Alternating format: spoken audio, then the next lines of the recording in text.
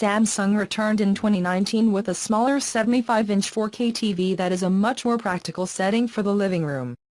It uses the same microLED base as the wall, which combines individual chips of self-emitting MicroLEDs, with millions of red, green and blue inorganic LED microscopic chips that emit their own bright light to produce bright colors on the screen.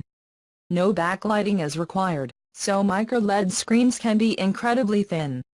But the biggest attraction of MicroLED is the image quality that should rival or surpass OLED without any of the difficulties of using an organic compound. That's what OLED means, after all.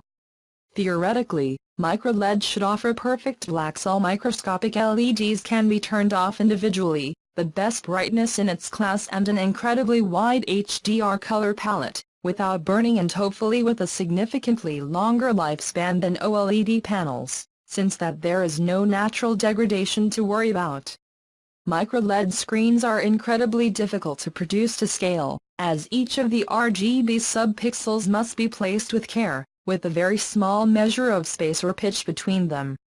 There are two pieces for each MicroLED module.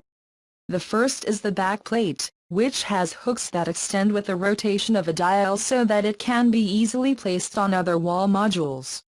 It's like Lego but for home theater. The size of these modules could change as MicroLED reaches consumers. These are prototypes, early samples,